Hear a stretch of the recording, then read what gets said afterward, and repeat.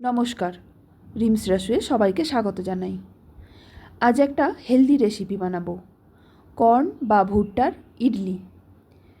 এটা breakfast, dinner অথবা বাচ্চাদের টিফিন বক্সেও দিতে পারেন। এখন বাজারে যেহেতু ভুট্টা পাওয়া যাচ্ছে, তাই একবার বানিয়ে দেখতে পারেন। এছাড়া এটা ফ্রোজেন যে কর্ন কিনতে পাওয়া যায় দোকানে, সেটা দিয়েও বানাতে পারেন। তো দেখে নিন এটা কিভাবে বানাই।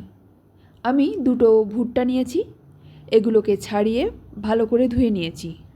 তারপর এটাকে পেস্ট বানিয়ে নিয়েছি। এখন একটা মিক্সিং বোলের মধ্যে 1 কাপ সুজি, 1 কাপ টক দই আর 1 চা চামচ অথবা স্বাদ মতো নুন দিয়ে দেব। তারপর ভালো করে মিশিয়ে নেব। ভালো করে মেশানোর পর এর মধ্যে দিয়ে দেব আমি যে ভুট্টাটা পেস্ট বানিয়ে রেখেছি সেটা, আর দেব একটা গ্রেট করা গাজর, 1 চা চামচ গ্রেট করা আদা আর কাঁচা লঙ্কা কুচি। আপনারা গাজরের জায়গায় আপনাদের পছন্দ মতো সবজি দিতে পারেন অথবা কোনো রকম সবজি ছাড়াও বানাতে পারেন। আর ভুট্টাটা আমি খুব সামান্য পরিমাণে জল দিয়ে পেস্ট বানিয়েছি। সব কিছু ভালো করে মেশাতে মেশাতে মনে হচ্ছে ব্যাটারটা খুব ঘন হয়ে গেছে, তাই প্রথমে আমি 1 টেবিল চামচ জল দিয়ে দিলাম। তারপর ভালো করে মিশিয়ে নিয়ে আরও 1 টেবিল চামচ জল দিয়ে দেব। তারপর আবারও ভালো করে মিশিয়ে নিয়ে এটাকে সাইডে রেখে দেব। তারপর গ্যাসে কড়াই বসিয়ে তাতে 3 চা চামচ মতো তেল দিয়ে দেব। তেলটা গরম হয়ে যাওয়ার পর এর মধ্যে 1/2 চা চামচ মতো সর্ষে ফোড়ন দিয়ে দেব। তারপর দেব 1 চা চামচ ছোলার ডাল, 1 চা চামচ বিউলির ডাল আর 1 চিমটে হিং। এবার নেড়ে চেড়ে কিছুক্ষণ ভেজে নেব। যখন ছোলার ডাল আর বিউলির ডালটা একটু লাল লাল হয়ে আসবে, তখন এর মধ্যে দিয়ে দেব কারি পাতা। আমার কাছে যে কারি পাতাগুলো ছিল সেগুলো একটু শুকনো হয়ে গেছে, আপনাদের কাছে টাটকা কারি পাতা থাকলে সেটাই দেবেন। একটু নাড়াচাড়া করে নিয়ে নামিয়ে ওই ব্যাটারের মধ্যে ঢেলে দেব। তারপর ভালো করে মিশিয়ে নিয়ে ঢাকা দিয়ে রেখে দেব 15 মিনিট মতো।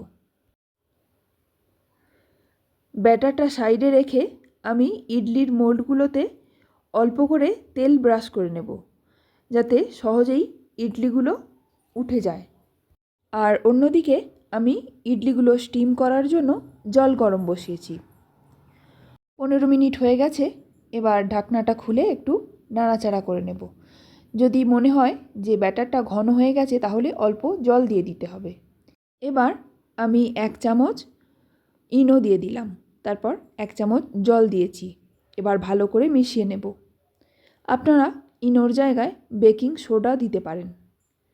ইনোটা দেওয়ার পর খুব বেশিক্ষণ ধরে মেশাবো না, অল্প একটু নাড়াচাড়া করেই ভালো করে মিশিয়ে নিয়ে ইডলির মোল্ডে চামচে করে দিয়ে দেব।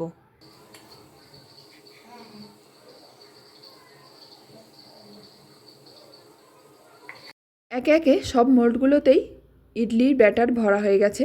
অন্যদিকে আমি যে স্টিম করার জন্য জল গরম বসিয়েছিলাম সেটাও হয়ে গেছে।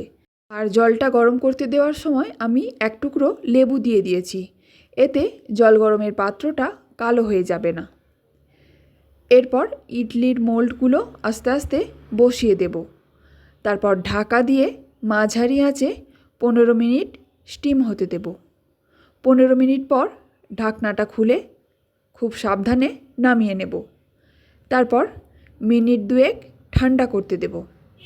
মিনিট 2 পর একটা চামচের পিছন দিয়ে এইভাবে ঘুরিয়ে ঘুরিয়ে আস্তে আস্তে ইডলিগুলোকে ডিমোল্ড করে নেব। তৈরি হয়ে গেল কর্ন বা ভুট্টার ইডলি।